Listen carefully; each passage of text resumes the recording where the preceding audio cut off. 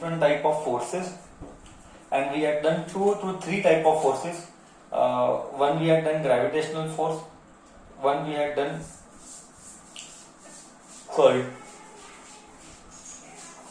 electrostatic force, one we had done gravitational force, one we had done electrostatic force, electric force, one is magnetic force, one is magnetic force.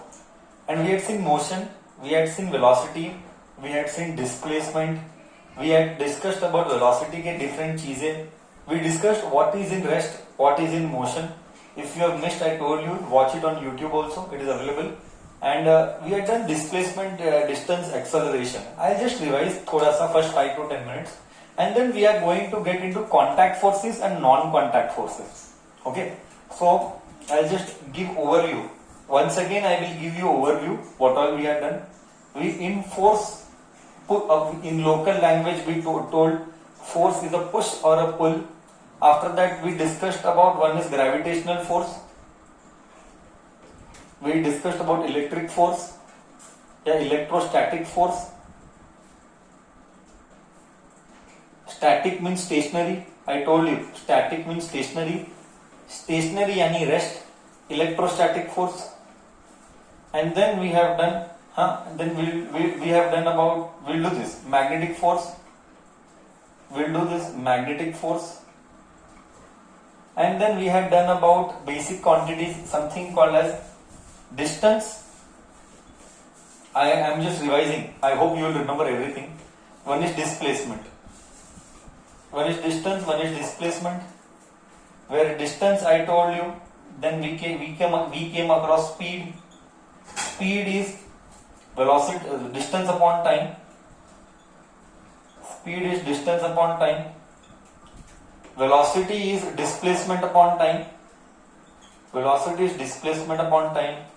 Then we had done something called as acceleration, and I had taught you what is acceleration, and I told you acceleration is v minus u by t, where I told you v is final velocity, u is initial velocity, and t is time. This is all what we had discussed.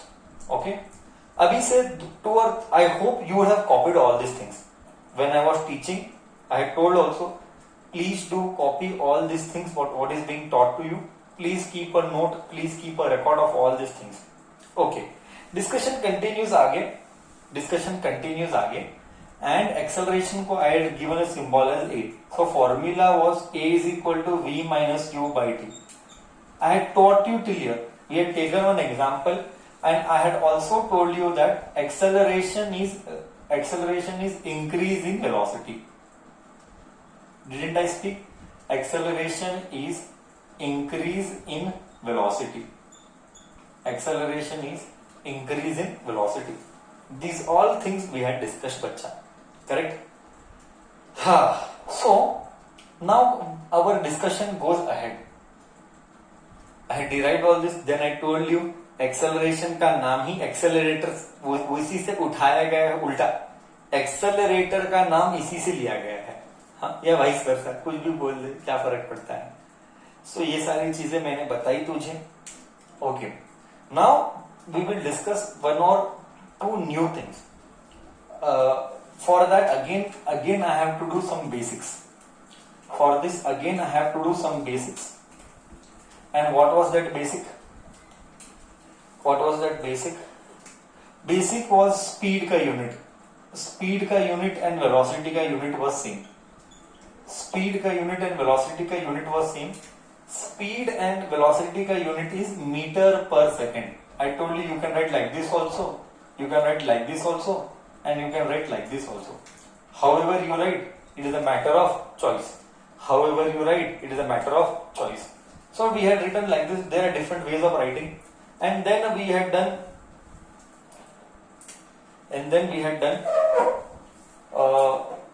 speed, distance का unit also.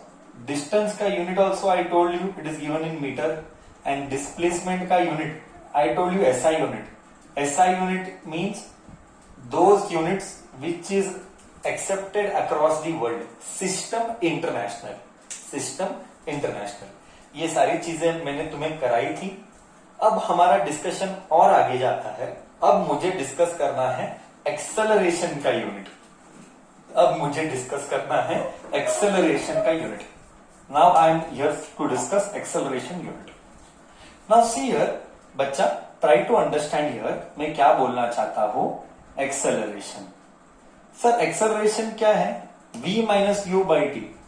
v minus u, v minus u can I write in English as, क्या मैं English में लिखूं? Change in velocity upon time taken. t मतलब time taken. Do you agree? Can I write acceleration को change in velocity upon time taken? Do you all agree with this? Yes और no? Yes, बच्चा says yes. Now you tell me, बच्चा, kids, you tell me what is velocity का unit? You tell me what is velocity का unit? Here you tell me what is velocity का unit? Change in velocity यानी velocity. Velocity का unit is meter per second. Velocity का unit is meter per second. Velocity का unit is meter upon second. हाँ. And here what you have time. What is time का unit? Multiplied. Here nothing is there, or you can write like this. तुझे ना fractions आने चाहिए. Here it is all about fraction. देख मैं तेरे को सिखाता हूँ, ठीक है? Change in velocity बोलो meter per second. Correct? नहीं तो ऐसा लिख ले. तेरे अंडरस्टैंडिंग के लिए ऐसा लिख ले. मीटर पर सेकेंड. क्या तू इधर तक क्लियर है? ये एक्सेलरेशन का यूनिट लिख रहा हूं. चेंज इन वेलोसिटी यानी मीटर पर second. Do you agree till here? हाँ या ना? एंड नीचे टाइम का यूनिट को क्या लिखूं? नीचे टाइम के यूनिट को क्या लिखूं? सेकेंड लिखूं. नीचे टाइम के यूनिट को सेकेंड लिख रहा हूं. सेकेंड. ये एस कुछ नहीं बोले तो वन. अब ये देख, अगर ये एस ऊपर आएगा तो इधर क्या आएगा? S minus one. और ये ऊपर आएगा माइनस वन, और एक बार माइनस वन आएगा. करेक्ट है कि नहीं? ये माइनस वन है और ये वन ऊपर आया, तो और एक बार माइनस वन, क्योंकि नीचे पॉजिटिव है. एक्सपोनेंट्स याद कर हमारे वो दिन एक्सपोनेंट्स के. अगर ऊपर पॉजिटिव है, नीचे पॉजिटिव है, ऊपर गया तो नेगेटिव आएगा. डू यू एग्री और नो? नीचे पॉजिटिव वन है, ऊपर गया तो नेगेटिव वन आएगा. नीचे पॉजिटिव वन है, ऊपर जाएगा तो नेगेटिव वन आएगा. तो माइनस वन इधर आएगा मीटर पर सेकेंड स्क्वायर. Minus one. क्या इसको ऐसे भी लिख सकते हैं या इसको ऐसे भी लिख सकते हैं? ऐसा ब्रैकेट, ये ऐसा, मतलब ये नीचे गया रे, ये सेकेंड स्क्वायर नीचे गया. तो एक्सेलरेशन का यूनिट क्या हुआ? This is the SI unit for acceleration. क्या सबको दिमाग में गया? मैं एक और बार रिपीट करता हूं. वेलोसिटी का यूनिट है मीटर पर सेकेंड. टाइम का यूनिट है सेकेंड. दिस सेकेंड वेंट ऊपर, तो ये माइनस वन आया. Minus two. तो एक्सेलरेशन का यूनिट इज मीटर पर यानी माइनस. मीटर पर सेकेंड स्क्वायर. या ये नीचे आया, नीचे मतलब फ्रैक्शन में आया. इसको ऐसा भी लिख सकते हैं. इसको कैसे लिख सकते हैं? Just see, metre upon second का स्क्वायर. ऐसे भी लिख सकते हैं. बोल बच्चा, क्या तुझे दिमाग में गया?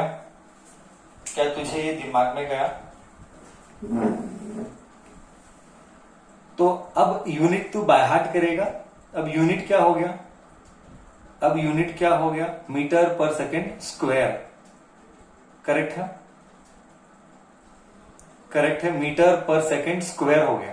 तो एक्सेलरेशन की यूनिट क्या है? स्क्वायर है. सी somebody is telling me, sir why s minus one? Velocity का यूनिट s माइनस वन ही है धृति. वेलोसिटी का यूनिट मीटर पर सेकेंड ही है. देन तुम कैसे पूछती हो वाई? वेलोसिटी का यूनिट मीटर पर सेकेंड नहीं है, तो ms माइनस वन ही लिखूंगा ना मैं, क्योंकि वेलोसिटी का यूनिट माइनस वन ही है ना. क्या धृति?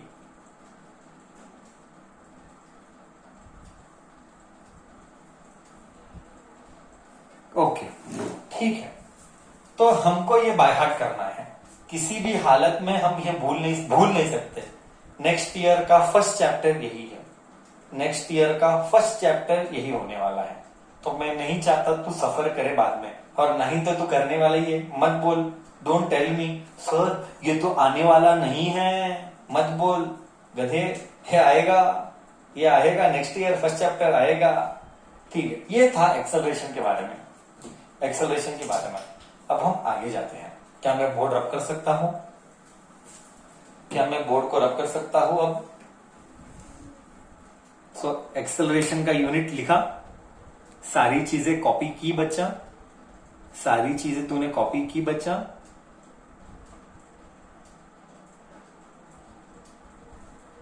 फॉर्मूला बाय हार्ट किया, याद रखा, लॉजिकली याद रखा, लॉजिक के साथ याद रखना, फॉर्मूला भी लॉजिक के साथ याद रखना। ओके, हम नेक्स्ट जो बात कर रहे हैं, what we are talking next, ये है what we are talking next, वो है एक्सेलरेशन के बाद मैग्नेटिक फोर्स। सो हमने क्या क्या देखा? हमने बहुत सारी अलग अलग फोर्सेस देखे। हमने क्या क्या देखा? We saw gravitational force, we saw electrostatic force, next is magnetic force. Magnetic force, okay, magnetic के अंदर अट्रैक्शन आया है। ओके, ये अट्रैक्शन भी करेगा, ये रिपल्शन भी करेगा, क्योंकि नॉर्थ पोल और साउथ पोल आता है। एक मैग्नेट के अंदर एक बार मैग्नेट लिया, मैंने एग्जांपल लिया बार मैग्नेट का। ओके, बार मैग्नेट का एक नॉर्थ पोल है, एक साउथ पोल है।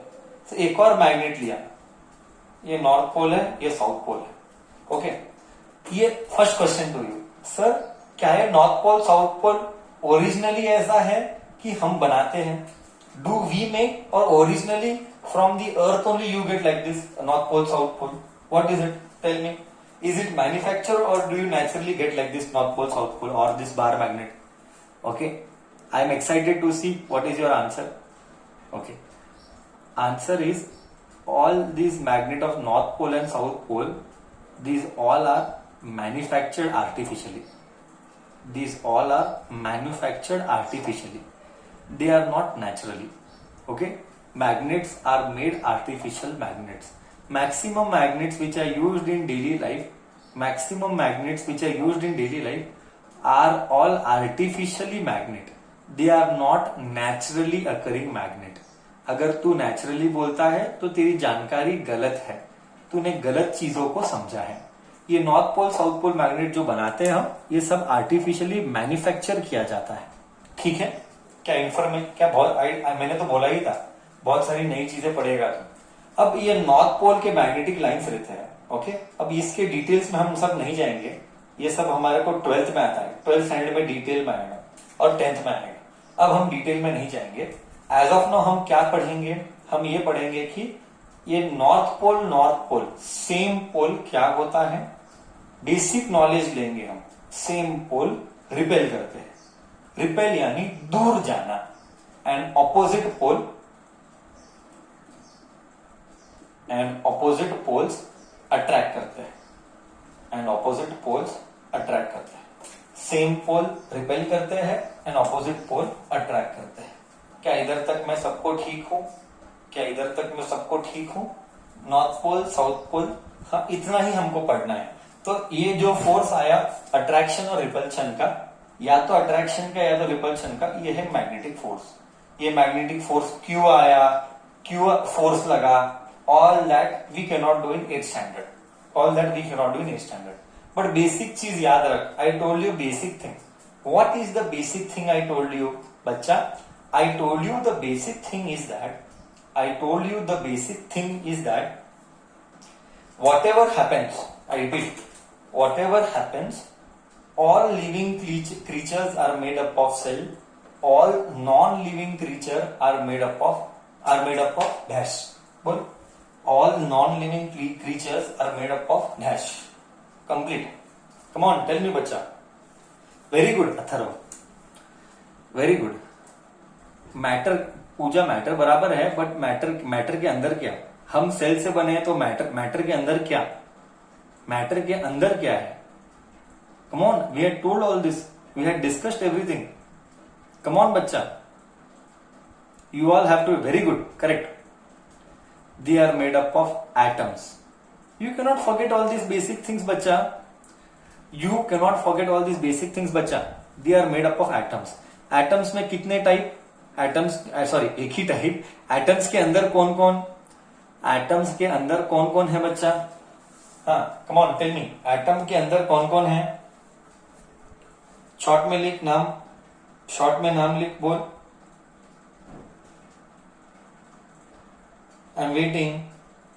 Make it fast. Yes. Atom के अंदर प्रोटॉन और न्यूट्रॉन है और बाहर फेरी मारने वाला इलेक्ट्रॉन है. एटम के अंदर प्रोटॉन और न्यूट्रॉन है. प्रोटॉन कैसा आदमी? प्रोटॉन पॉजिटिव आदमी. प्रोटॉन पॉजिटिव आदमी, न्यूट्रॉन न्यूट्रल आदमी और बाहर ये न्यूक्लियस है. I told you all this. ये न्यूक्लियस है. न्यूक्लियस के बाहर जो गोल गोल घूमता है वो इलेक्ट्रॉन है और अंदर बैठा हुआ प्रोटॉन और न्यूट्रॉन है. इसके ऊपर ही पूरा एक चैप्टर 9th स्टैंडर्ड का डेडिकेटेड है. थर्ड चैप्टर 9th का सिर्फ और सिर्फ इसके ऊपर ही है, प्रोटॉन न्यूट्रॉन. इसी के ऊपर पूरा चैप्टर डेडिकेटेड है. ओके, हम नेक्स्ट ईयर पढ़ेंगे. एनीवेज, तो हमने किया मैग्नेटिक फोर्स. ये क्या क्या होता है? I told you. दो मैग्नेट नॉर्थ नॉर्थ ला वो रिपेल करेंगे, और नॉर्थ और साउथ ला झुक करके अट्रैक्ट करेंगे, झुक करके अट्रैक्ट करेंगे. Okay, now we have discussed this all. Next is different types of forces में contact force and non-contact force. Okay, उसके पहले मैं डिस्कस करता हूं फ्रिक्शन फोर्स. फ्रिक्शन. आज का क्लास फ्रिक्शन के ऊपर डेडिकेटेड है. फ्रिक्शन यानी क्या? फ्रिक्शन यानी what is friction? Friction is opposition to motion. Friction is opposition to motion. यानी क्या? यानी मैं बताता हूं. बोले तो क्या? बोले तो this is one object of mass m. You will tell I will apply some force F. तो ये मास जो है ये सरफेस के साथ कांटेक्ट है. सरफेस यानी earth. This body m, I am speaking slowly, this body m is in contact with the surface. So when you apply some force, friction will always act opposite. Friction को लिखूंगा छोटा f, और इसको लिखूंगा बड़ा F force. मतलब in any direction you put force, friction opposite दिशा में वो फोर्स अप्लाई करेगा और वो अपोज करेगा. क्या ये इंटेंशनली करता है कि अनइंटेंशनली करता है? मतलब क्या ये मुद्दाम मतलब पर्पसली, क्या ये पर्पसली फ्रिक्शन आता है? ये नेचुरली आता है. बोल. ऑपोजिट डायरेक्शन में फ्रिक्शन एक्ट करेगा, ये तेरे अप्लाइड फोर्स को अपोज करेगा. फ्रिक्शन क्या करेगा? फ्रिक्शन अप्लाइड फोर्स को अपोज करेगा. ये नेचुरली आता है. ओके, ये कोई पर्पसली बॉडी नहीं करता है, ये नेचुरली आता है. ओके, अब ये फ्रिक्शन कितना एक्ट करेगा? एग्जाम्पल, वेरी बेसिक एग्जाम्पल, और बहुत सारा डिस्कशन आज इसके ऊपर ही करेंगे. एक फ्रिक्शन आया क्यों? फ्रिक्शन आखिर में आया क्यों? First thing you will ask me, sir friction आना ही क्यों है? फ्रिक्शन इसीलिए आया क्योंकि अगर तू माइक्रोस्कोप लेगा तो माइक्रोस्कोप में तू देखेगा एक मास है, इसका जो सरफेस है वो स्ट्रेट नहीं रहता है. माइक्रोस्कोप लेके देखेगा तो ये खड़बड़ है, ऐसा खड़बड़ रहता है. माइक्रोस्कोप लेके देखा, और हमारा अर्थ का भी ऐसा खड़बड़ रहता है. ऐसा तो एक एग्जाम्पल में लूंगा. अगर मैं एक बुक लेता हूं, let me take one book. अगर ये बुक है, ओके, ये बुक है, ये प्लेन है, तो स्ट्रेट है. अभी तू सर ये तो मस्त स्मूथ है, ये स्मूथ नहीं है. तो जूम करेगा तो इसके लेयर भी खड़बड़ है. खड़बड़ मतलब प्लेन स्मूथ नहीं है, इरेग्युलर है. खड़बड़ मतलब इरेग्युलर है. तो क्या होगा? What are we discussing? हम डिस्कस कर रहे हैं कि फ्रिक्शन क्यों आता है. Q आता है. ओके, तो ये ऐसा ऐसा ऐसा ऐसा फ्रिक्शन आएगा. अब क्यों आएगा, सॉरी, तू फोर्स अप्लाई करेगा तो एक लेयर दूसरी लेयर के साथ अटकेगा. माइक्रोस्कोपिक लेवल, सादा लेयर नहीं, नॉर्मल आई से नहीं दिखता है वो. आई रिपीट, नॉर्मल आई से ये सारी चीजें दिखती नहीं है. माइक्रोस्कोपिक लेवल पे जाएगा ना तो एक सरफेस दूसरे सरफेस के साथ लॉक हो जाते हैं. एक सरफेस दूसरे सरफेस के साथ लॉक हो जाते हैं और वो लॉक घिसता है. इन शॉर्ट रबिंग होता है. इन शॉर्ट रबिंग होता है और वो रबिंग की वजह से ये जो फोर्स है वो कम पड़ता है. आई रिपीट, ये रबिंग एक्शन इस दिशा में होता है. करेक्ट ना. तो इधर करेगा तो ऐसा रबिंग होगा. उल्टा जा बच्चा, अगर उल्टा गया तो, अगर फोर्स ही लेफ्ट में है, अगर फोर्स ही लेफ्ट में है तो फ्रिक्शन किधर आएगा. अगर फोर्स ही लेफ्ट में है तो फ्रिक्शन किधर आएगा बच्चा. अगर फोर्स ही लेफ्ट में है तो फ्रिक्शन किधर आएगा. बराबर बोला.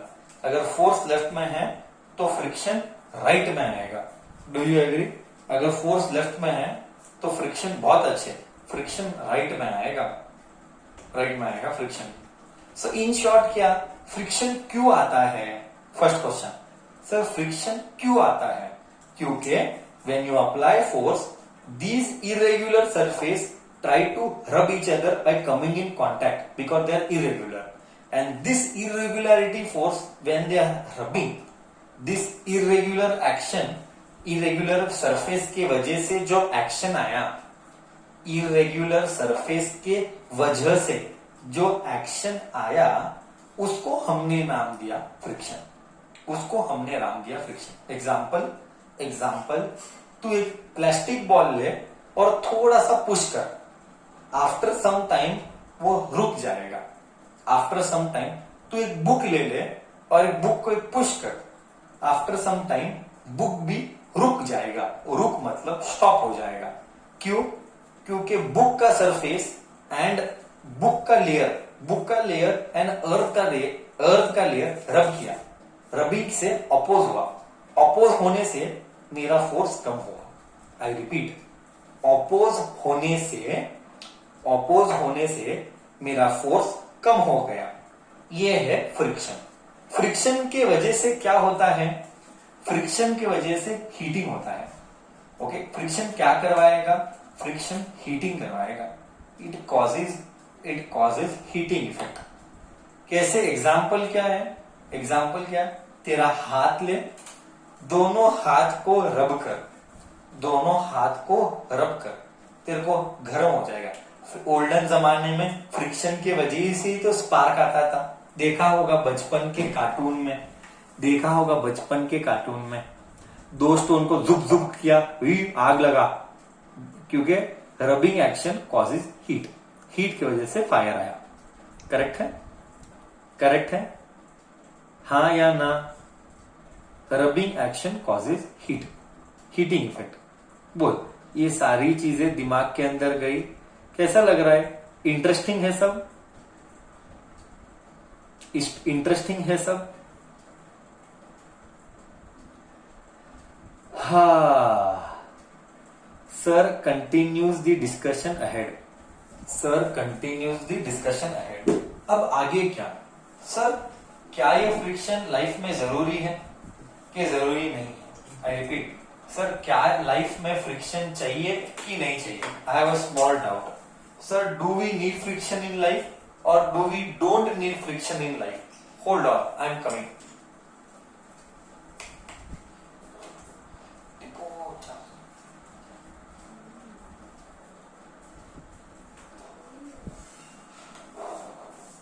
Okay. Yes, I'm back. You tell me, बच्चा, do we need friction or do we don't need friction? Is friction needed also? Is friction not needed in life? I'm seeing the chat box. Hold on. What chats are coming? Sir, we need friction. Sir, car का break friction के ऊपर depend होता है. Sir, we need friction. Okay. So friction is needed जैसे. अच्छा.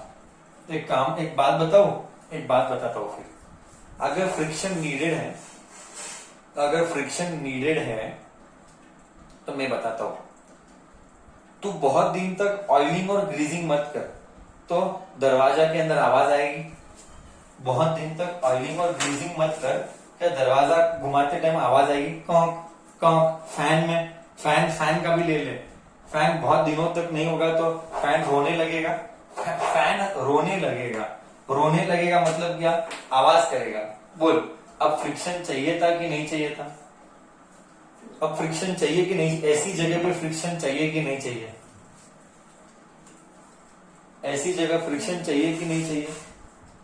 हाँ, नहीं चाहिए। So what is friction? इसीलिए फ्रिक्शन को बोला गया friction is a necessary evil. And friction is a necessary evil. मतलब ये चाहिए भी है, नहीं भी चाहिए। ये चाहिए भी, नहीं भी चाहिए। ये चाहिए भी, नहीं भी चाहिए। करेक्ट। ये क्यों चाहिए, कब नहीं, कब चाहिए, कब नहीं चाहिए? सर, आज फ्रिक्शन की वजह से हम चल पाते हैं। हमारा पैर और हमारा अर्थ, मैं 2-3 फील लेता हूं। नया टायर लेता है ना, नया टायर लाएगा ना, तो नया टायर को ऐसा दांत रहते हैं। तो देखा कभी नया टायर है, न्यू टायर, ऐसे दांत रहते हैं, रबर के दांत। देखा है कभी नया टायर को रबर के दांत? तो अगर मार्केट में गया, नया टायर लिया, साइकिल का या 2 व्हीलर का, नॉर्मली रबर के दांत होते हैं सरफेस के ऊपर। Have you ever seen all this? बोल बच्चा, have you ever seen all this? हाँ, ये नया दांत क्यों रहता है? क्योंकि रोड और टायर के बीच में फ्रिक्शन आना चाहिए। आई रिपीट, ये नया दांत क्यों रहता है? ग्रिप के लिए। ग्रिप नहीं है, ग्रिप चाहिए ना। सी, अगर स्मूथ रहेगा तो स्लिप होगा। स्लिप यानी क्या? स्लिप यानी तू गाड़ी एक्सेलरेट करेगा, सिर्फ टायर घूमेगा, आगे नहीं जाएगा। सिर्फ टायर घूमेगा, आगे नहीं जाएगा। सो ग्रिप के लिए, ग्रिप यानी क्या कि टायर का कांटेक्ट रोड के साथ होना चाहिए। और टायर का कांटेक्ट रोड के साथ अच्छा कब होगा? जब सरफेस स्मूथ है कि रफ है। तू मेरे को बोल, लॉजिक दे। नया टायर एकदम स्मूथ रहता है। ओके, स्मूथ रहेगा तो ग्रिप नहीं लगेगा, ग्रिप नहीं आएगा तो स्लिप होगा। तो ये बीच में दांत दिया तो सरफेस स्मूथ हुआ कि सरफेस रेगुलर हुआ कि सरफेस इरेगुलर हुआ? ऐसा रबर के दांत डालने पर सरफेस रेगुलर हुआ कि सरफेस इरेगुलर हुआ? बोल बच्चा, सरफेस रेगुलर हुआ कि सरफेस इरेगुलर हुआ? इरेगुलर हुआ, करेक्ट। सरफेस इरेगुलर हुआ। इरेगुलर मतलब स्मूथ नहीं है, और स्मूथ नहीं है, रफ है ना? एकदम फ्लैट नहीं है, रफ है। तो ग्रिप अच्छा है तो टायर स्लिप नहीं होगा तो बचाएगा। तो इधर जरूरी है, बहुत सारी चीजों पे जरूरी नहीं है। किधर जरूरी नहीं है? मैंने 1-2 एग्जांपल बोले। ओके, फ्रिक्शन क्या करवाता है? फ्रिक्शन के लॉसेस भी बहुत है। ओके, तू है ना, रबर के ब्रेक पैड रहता है। तो अगर ध्यान से देखा है साइकिल को जब तू वायर खींचता है ना, तो उसको एक रबर रहता है, वो अटकाता है। अब फ्रिक्शन की वजह से रब होता है, रबिंग की वजह से वेयर एंड टेयर होता है। Wear and tear is a English word. हाँ, वेयर एंड टेयर मतलब टूटेगा भी, और जरा वेरिंग मतलब जाएगा, मटेरियल जाएगा। तो ध्यान से देख, बहुत 2-3 साल के बाद जब साइकिल यूज करता है ना, तो उसके ब्रेक पैड बदलने पड़ते हैं, ब्रेक पैड। मतलब क्या? जब तू ब्रेक दबाता है तो रबर का कांटेक्ट होता है। तू ध्यान से देखा, अगर नहीं देखा है तो वो कांटेक्ट होके घिस के वो मटेरियल चला जाएगा। तो तेरे को नया रबर पैड डालना पड़ेगा। Have you experienced all this? Rubber pad cycle के जाते हैं, फिर नया रबर पैड डालना पड़ता है। Have you at least seen all this और नो इन योर लाइफ कि ब्रेक दबाता है तो वो किधर क्या होता है साइकिल्स में? करेक्ट है? Are you understanding or no? Are you all understanding? Yes. So this is all of थोड़ा सा अबाउट फ्रिक्शन। तो फ्रिक्शन क्या करवाता है? वेयर एंड टेयर करवाता है, फ्रिक्शन हीटिंग करवाता है। तो ये सर्टेन जगह अच्छी भी है, सर्टेन जगह खराब भी है। इसीलिए इसको बोला गया नेसेसरी इविल। मतलब हमको चाहिए भी थोड़ी जगह पे, थोड़ी जगह पे नहीं भी चाहिए. आई रिपीट, थोड़ी जगह पे चाहिए, थोड़ी जगह पे नहीं चाहिए. So friction is both. Okay, is the concept of friction clear? बोल बच्चा, is the concept of friction एकदम क्लियर? ओके.